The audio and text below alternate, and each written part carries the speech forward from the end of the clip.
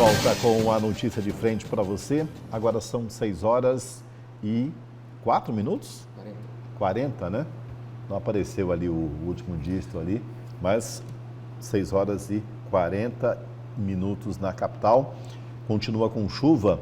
E olha, vamos já falar ao vivo com o Oliveira Júnior novamente para discutir essa questão aí que o governo do estado, né, analisa quanto ao retorno das aulas presenciais. Justamente o posicionamento do governador Mauro Mendes, né, em relação a este assunto, né, sobre as aulas presenciais em Mato Grosso. O que você tem de novidades quanto a isso, Oliveira? Conta para nós.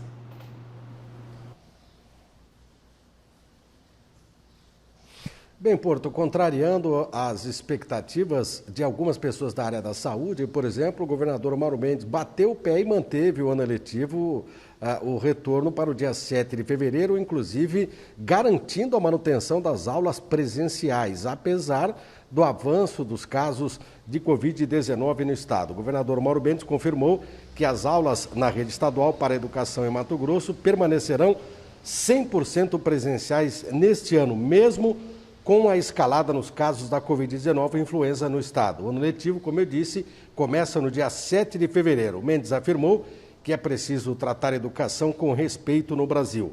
As aulas presenciais retornaram no estado em outubro do ano passado, após mais de um ano e meio em razão da pandemia da Covid-19. O governador minimizou a escalada da Covid nas últimas semanas. Segundo ele, os piores casos são de não vacinados, o que corresponde a uma baixa parcela da população. Portanto, as aulas voltam no dia 7 de fevereiro, presenciais. Porto. Obrigado, Oliveira. Bom, assunto para muita discussão, né, Oliveira? Porque a data já está definida do retorno das aulas, o governo, né, bate o martelo aí que as aulas serão presenciais, mas a gente sabe que tudo depende muito dessa evolução da pandemia.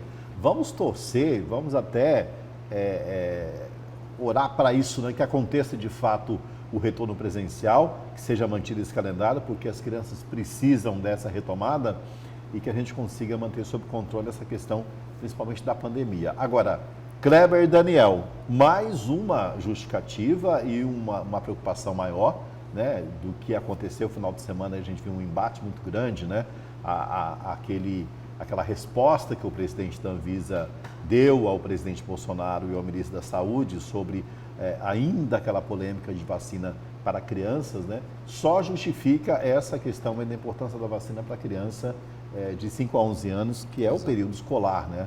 Ou seja, nós temos ferramentas para encarar e garantir essas aulas presenciais, né? Exatamente. Isso só reforça realmente a importância da vacinação para essa faixa etária de 5 a 11, que está tendo uma resistência tão grande por parte do Palácio do Planalto. O governador sabe da importância da volta das aulas presenciais. A gente não pode também deixar de lado a questão dos danos psicológicos que acontecem para os pequenos. Eu sou pai de uma menina de 9 anos, eu sei a importância que tem ela tá indo para a escola, né, interagindo com o professor e com os alunos. É muito importante isso para a formação de qualquer criança. E ficar em casa como elas ficaram por quase 2 anos com aulas remotas, isso causa sim um dano psicológico, social, né, de interação para as crianças. É importante que tenham as aulas presenciais, mas o cenário ideal seria que elas todas voltassem vacinadas, né? Algo que está sendo quase impossível no Brasil. A Anvisa está brigando com o governo federal, né? O próprio Barra Torres, que é o presidente, em resposta ao presidente Jair Bolsonaro, diz que ele coloca toda a vida dele para ser investigada, já que foi questionado em relação a isso, que o presidente diz que pode ter interesses por trás, né, da Anvisa nessa questão de liberar as vacinas. Mas estamos aí, milhões de crianças no Brasil todo vão voltar às aulas em fevereiro, em todos os estados, e nenhuma delas vacinada, né, de 5 a 11 anos. A gente torce para que nesse mês de janeiro o processo seja acelerado, né, e que pelo menos tenha início a imunização, para que todos possam retornar com mais segurança, já que funcionários, professores, os pais, todos estão vacinados. Aí justamente as crianças, que é o elo mais fraco dessa comunidade toda escolar, não estão imunizadas. Seria importante, o cenário ideal, que todos voltassem imunizados para as aulas. Agora tem um ponto, né? Evidente que tem realmente um percentual expressivo de pais, mães, que tem essa preocupação com a vacina, se vai dar a vacina para o filho ou não. Para isso nós temos a questão da ciência. Agora, Kleber, politizar de novo um assunto que está relacionado com a segurança e a vida das crianças não é o caminho, né? Nós já estamos... A gente lembra lá no começo, né? A vacina tem um problema sério, é perigoso, cuidado com o chip da geração 5G do celular. Depois veio mais... Quantas polêmicas nós já passamos nos últimos 2 anos e deu em quê, gente? Nós estamos vivos hoje, né? Aliás, a grande maioria das pessoas que está viva graças à vacina, graças ao tratamento disponível até hoje. Infelizmente, já chegamos numa conta aí de mais de 620 mil mortos no Brasil e perto de 15 mil aqui em Mato Grosso. Ou seja, é uma situação delicada, Kleber. Mais uma vez a gente tem aí a ciência à disposição, tem um imunizante para crianças, já testado em milhões de crianças nos Estados Unidos, mas a gente continua ainda nesse bate-estaca, né? Porto, de tudo isso, sim, eu acho que tem que prevalecer o bom senso das autoridades, de ouvir a sua área técnica, né? Para tomar decisões que vão afetar a vida de milhões de brasileiros, de milhões de crianças e de milhares, no nosso caso de Mato Grosso, de crianças, né? O secretário Gilberto, no caso de Mato Grosso, o governador Mauro Mendes e o secretário Gilberto, eles têm tido posturas, a meu juízo, bastante assertivas, sensatas, corretas, ouvindo a área técnica sempre, inclusive quando desativaram aquela central de testagem aqui em Cuiabá, né? O centro de triagem. O centro de triagem, porque já não era mais necessário e admitem a possibilidade de abrirem novas frentes de trabalho se a realidade assim indicar. Inclusive o TIs, eu vi declarações do governo no fim de semana, etc. Em relação à vacina para criança, o que eu quero destacar mesmo foi a reação do presidente da Anvisa, do Barra Torres, aí, que é um oficial de alta patente do Exército. Ele é um contra-almirante, né? Contra-almirante. 32 anos de Forças Armadas. E ele começa a nota dele dizendo assim, né, que eu sou militar e dediquei os últimos 32 anos da minha vida à pátria. E aí, senhor presidente, se o senhor tem alguma informação que desabone a minha conduta, o senhor, por favor, apresente, sob pena de o senhor estar prevaricando. Porque o presidente levantou uma suspeita infundada, retórica, a qual que é o interesse, a que interesse a Anvisa está servindo quando ela aprova a vacina, insinuando que a Anvisa estaria a serviço de algo que não fosse o interesse público. E aí o Barra Torres coloca ao presidente o que o presidente deveria saber, como presidente, que ele precisa ter postura de presidente, ele está no cargo máximo, na autoridade máxima do país, ele precisa ter decoro com esse cargo, o que ele não tem, né? O presidente Jair Bolsonaro, não é só nesse caso, no conjunto da obra, decoro é uma palavra que não existe no dicionário dele, no vocabulário dele. Se tivesse, não faria esse tipo de ilação contra membro do próprio governo, nomeado por ele. Ele faz isso sempre como um recurso retórico, ele faz isso com a Petrobras, que ele também nomeou, ele faz isso com o ministro, que quando ele discorda de alguma coisa. Quer dizer, está na hora dele entender que ele tem responsabilidade com tudo isso, né? Já está passando da hora, porque o governo está acabando. Exato, e nessa questão de volta às aulas, vai ser importante para o governo do Estado, para a Secretaria Estadual de Educação, fazer esse planejamento e organização para o retorno seguro das crianças, né? Já que muito provavelmente nenhuma ou poucas vão estar imunizadas, que tem essa preocupação de fazer o retorno seguro, dotando as escolas de medidas importantes de biossegurança, para pelo menos reduzir, né, a possibilidade de contaminação entre as crianças e também os professores e funcionários das escolas. Agora, Daniel e Kleber, o que nós percebemos é que, de fato, enquanto perdemos um tempo muito grande, né, com essa discussão política, uma questão ideológica até de vacina, faltam informações, né? Porque tem pais que estão preocupados, né? Gostariam de ter mais detalhes sobre essa questão da vacinação. da Covid para a criança. Agora, fica uma cortina de fumaça, um atacando o outro, ou seja, na realidade são servidores públicos que deveriam garantir informação para a sociedade e os pais ficam nessa história. Todo mundo sabe da importância da vacina, mas poderia gastar muito mais tempo falando de eficácia, de combate, de como funciona a vacina, do que propriamente discutir.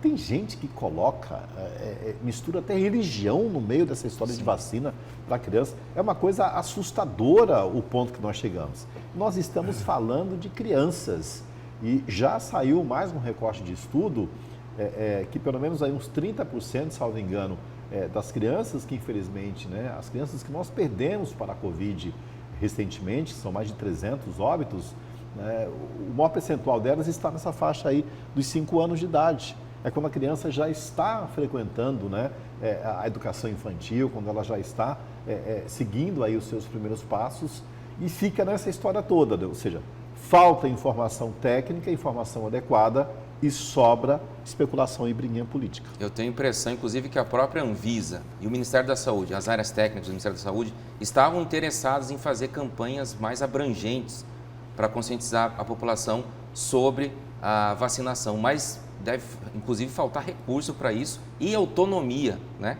dessas instituições para poder fazer esse tipo de campanha mais intensa, mais abrangente de conscientização, o que não foi dado a eles essa possibilidade, não. A Anvisa está gastando muita energia, além do trabalho importantíssimo científico que desenvolve, para tentar convencer a população de que eles são pessoas sérias, não estão contra ninguém, também não estão querendo inocular algum tipo de vírus estranho, de produto estranho nas veias das crianças e das pessoas. Bom, Chip também. O governo prometeu aí uma primeira remessa de vacinas para esse segmento, né? Me parece que a partir do dia 13 de janeiro, ou seja, essa semana ainda, vamos torcer que aconteça, mas é uma pequena parte, em torno de 1.200.000 doses, né? Previsto aí pelo menos 20 milhões de doses para o país, mas já foi incluso aí no plano, né, de imunização essas crianças de 5 a 11 anos, né, na imunização contra a Covid-19. Vamos para algumas participações aqui dos nossos amigos telespectadores. Vamos ver o termômetro da segunda-feira aqui, Kleber, como é que está, né?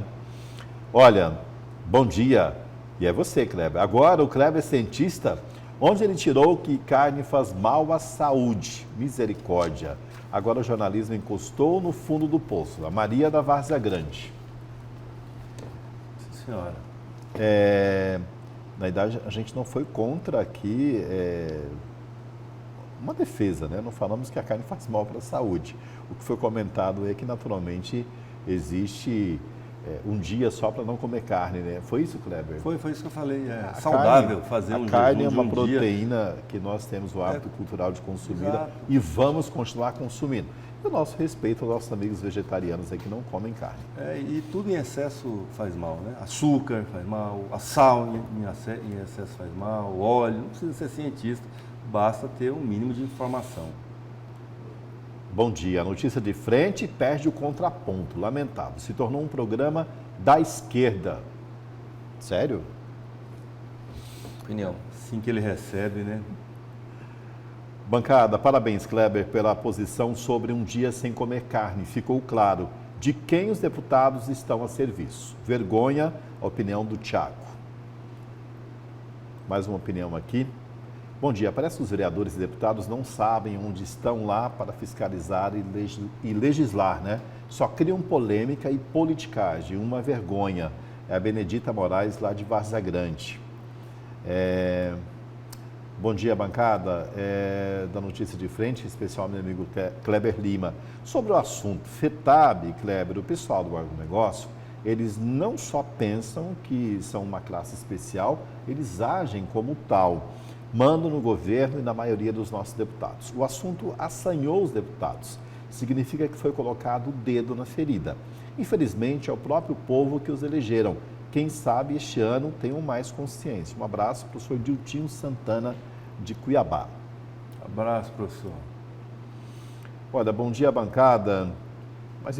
Bom dia, bancada. Mas esperam que liberaram tudo nas festas, bares, estádios, né, e casas noturnas agora a conta chegou e não adianta chorar. Melhor ir para a Arena Pantanal assistir os jogos da Ivan. Ivan, claro, está aqui, né, na reclamação quanto o que a gente fala aí da Covid, né, das contaminações e, claro, né, o Réveillon, inclusive, Kleber e Daniel, vem só reverberando, né, o que, digamos assim, as prefeituras gastaram, né. Vamos para um destaque aqui do portal Gazeta Digital, que está bem na capa aqui da Gazeta Digital, né, colocando justamente isso, né, prefeitos gastam, né, 5 milhões e 380 mil na virada do ano. Prefeituras, né, de diversos municípios do Mato Grossense gastaram pelo menos 5 milhões e 380 mil em festividade de Ano Novo. A maior parte desse recurso, cerca de 3,7 milhões, veio da Secretaria de Estado de Cultura, Esporte e Lazer, a Cecel Mato Grosso, que firmou convênios para transferir os recursos para os municípios e viabilizar a realização dos eventos. O levantamento feito pela reportagem da Gazeta, com base em documentos públicos, mostra que 10 municípios foram beneficiados com convênios que possibilitaram a realização de festas no Réveillon. Além disso, muitos prefeitos também decidiram realizar contratos por conta própria e utilizar recursos públicos na realização das festas. Então, citando isso aqui, que a gente falou na semana passada aqui, Daniel, sobre essa questão, né? O secretário de Saúde, Gilberto Figueiredo, veio a público, naturalmente, orientar, né, para que não acontecessem eventos, aglomerações de Réveillon, aquela coisa toda, a preocupação com a influenza, como também com a própria Covid. Mas, por um outro lado, o Estado investiu muito recurso nesses eventos. É o que nós tínhamos falado aqui do contrassenso, ou seja, realmente, conforme o telespectador colocou, a fatura chegou em 2 sentidos, Cláudio. Eu fui atrás dessa informação também, tinha ido na Secretaria de Cultura e a prévia que me deram, a de referendo de uma confirmação ainda, é que era emenda parlamentar, né? E a emenda é aquilo que a Secretaria não tem a gestão, ela tem que executar, porque quem decide é o deputado, né? Neste caso de Chapada, que é o caso que chama mais atenção, emenda do deputado Allan Kardec. Inclusive tem ele nas fotos lá de cima do palco, fazendo selfie junto com o prefeito Osmar Froner. Então, ele é litisconsorte dessa situação aí, né? Para o bem e para o mal, né? Para o que acontecer em relação ao evento. Agora, quanto aos encaminhamentos, né, como falamos, Daniel, desse ponto aí de Réveillon, a gente percebe que, vamos fazer um recorte político aqui, né? Teve um palquinho aí político em vários municípios, porque 2022 é um ano eleitoral, e é claro que foi, digamos assim, o start, né? Ou o gestor fazer aquela festa, algum tipo de evento, como um termômetro já, até de popularidade, né? Infelizmente, ainda perante um cenário de pandemia e claro, né, de gripe que nós estamos vivendo, né? Sim, chamou muita atenção isso.